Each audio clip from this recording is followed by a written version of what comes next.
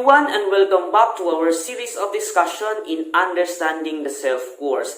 This is me, Sir Jun, your philosophy and social science mentor today. For this video, we are going to discuss Carl Rogers' idea of the self. This is the psychological view of the self in which we are going to explore the self-actualization theory of Carl Rogers in connection to his perspective of the self. So, do you want to learn something new today? Then keep watching this video until the end.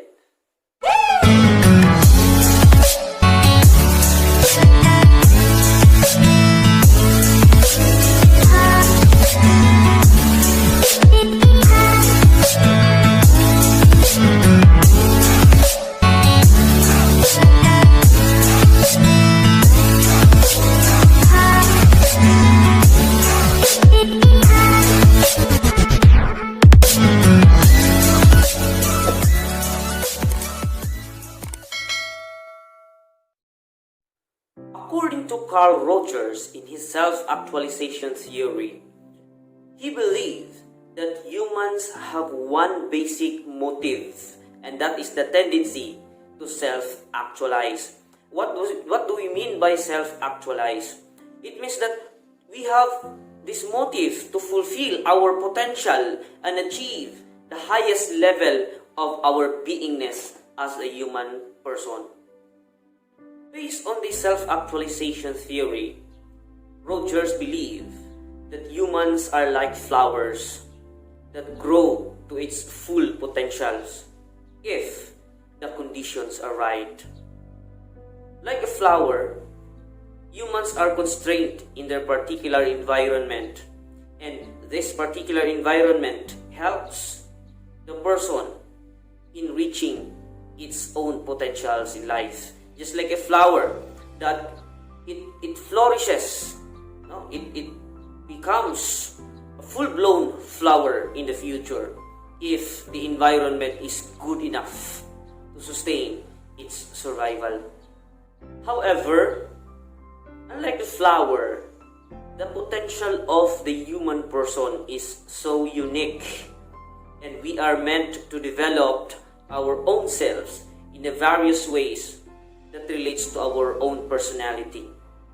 However, Rogers believed that we have this inherently good and creative self in us.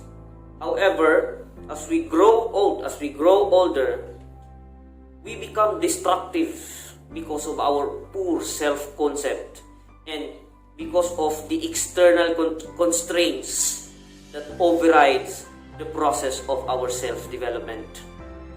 This is a very clear perspective that the barriers of our self-actualization, the things that hinder us towards achieving the full potentials, the full bloom of ourselves, are our poor self-concept and those negative external constraints that influence the development of ourselves.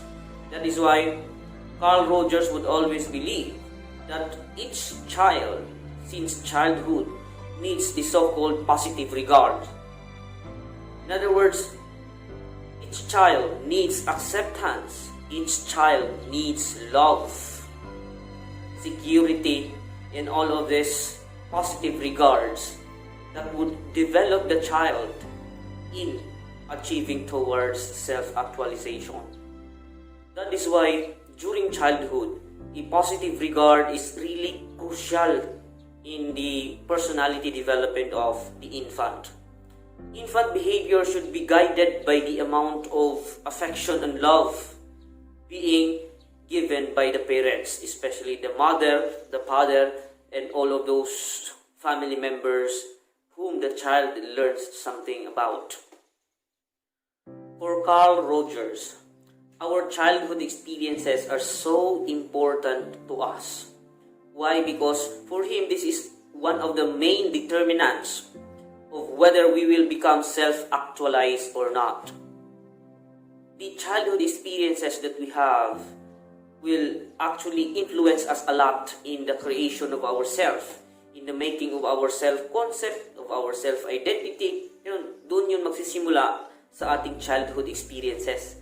And that is why the amount of love, the amount of affection, acceptance, and all of those positive regards that each child should experience during childhood should be given to the child. Why?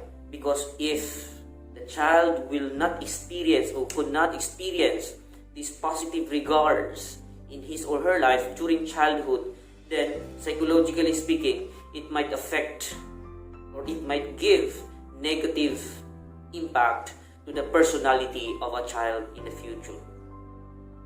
And one of the important aspect of this positive regard that Carl Rogers is emphasizing is that it's reciprocal in nature. In other words, if parents would give satisfying positive regards to the children, in other words, kung yung mga magulang natin ay nagbibigay sa atin ng tamang pagmamahal, ng tamang pag-acceptance, ng tamang pagpalaki sa atin, then we feel, we have experienced as children this satisfaction in us. No? And since it is reciprocal, then since the children experiences this amount of love that is given by the parents, then time will come that these children can also and will also give this positive regards, this amount of love to their parents in return. This is why reciprocal yan.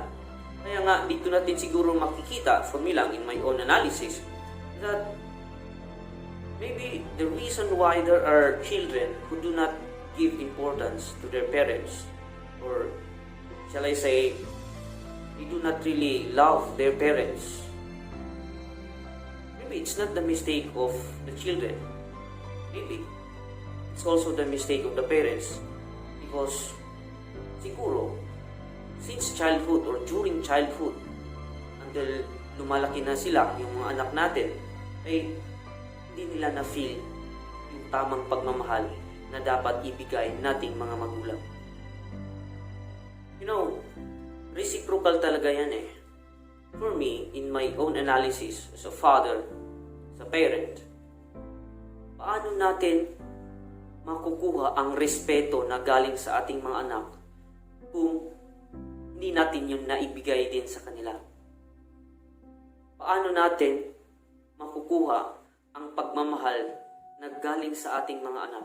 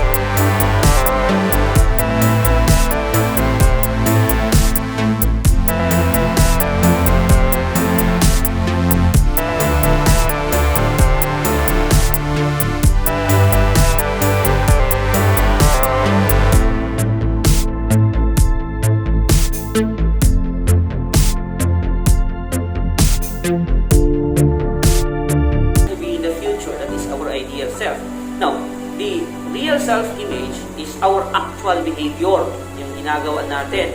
So, we cannot reach our self-actualization if these two are inconsistent.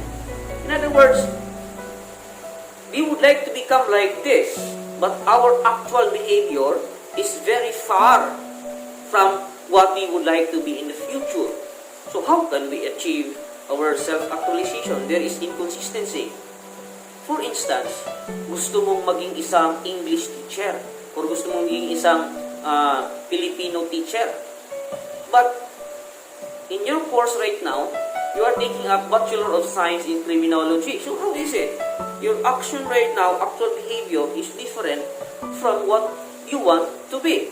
That is why, if this is the case, this is the manifestation of our inconsistency between the ideal self and the actual self-image. Another example is that you want to become a professional person someday. No matter what kind of profession you would like, then that is your ideal self, di ba? You want to become a professional person, having a good job, having a stable salary or income. So this is your ideal self. However, your actions right now are inconsistent to your ideal self. In other words, for instance, ito yung pangarap natin. Pangarap natin makapagtapos, magiging professional. Ngunit, hindi naman tayo nag-aaral ng mabuti. We are not taking our studies seriously. No? Easy-go-lucky lang sa buhay bilang estudyante. Hindi nag-aaral ng mga module, hindi nag-aaral ng kanilang mga activities, hindi gumagawa ng mga requirements, and all of this required sa ating academic curriculum. So, how can you achieve your ideal self? Paano natin makamit yung ating mga pangarap sa buhay kung yung ating ginagawa ngayon sa ating sarili are not in line to what we want to be in the future? So, according to Carl Rogers, dapat kung may plano ka, may ideal self ka, so yung actions mo right now, your actual behaviors right now, must also be in line to that want to be in the future. As a psychologist, Carl Rogers believes that the development of the self begins at childhood, and thus our childhood experiences are so important to ourselves. Why? Because these experiences we had since childhood gives an impact to us. It gives us ideas on how we create ourselves. You know, it influences us. It influences of who we are. Sabi pa nga nila, our past made us who and what we are. So, in relation to this idea of Carl Rogers, it only means that our past experiences also shape us. You know, we become who and what we are today as a person, basically because of how we were brought up in the past. It's basically because of our past or childhood experiences in life. And we come up with this kind of idea that, ay, ganito pala ako. Bakit ako nagkakaganito? Eh, kasi ganito pala ako pinalaki ng aking nanay at tatay. Kasi ito pala yung karanasan ko sa buhay. When I was still a child, ganito ako pinalaki. Pinalaki ako ng aking mga magulang na magiging matatag, na magiging self-independent. Pinalaki ako ng aking mga magulang bilang isang matapat na tao, matulungin, at pinalaki ako ng aking mga magulang upang magiging mapagmahal sa kapwa, lalong-lalo na sa aking pamilya. As a psychologist, Carl Rogers believes that the self is in continuous development. Just like these essentialist philosophers, the psychologists also believe that the self is not static, that the self is dynamic, that the self is in continuous growth and development. And so, as we make our choices every day, then we are also creating something towards the future. As we actualize ourselves every day, then we are also establishing something in ourselves towards the future. Therefore, Carl Rogers reminds us that in our choices, in our actions every day, we have to be consistent all of the time. Our ideal self and our actual real self-image must be consistent or in line, so that someday we can reach our full potential as a person, so that someday we can become the person that we want to be in the future. This is Sir Jun, and I hope that you have learned something in our discussion today. God bless, and see you sa next vlog natin. Bye-bye!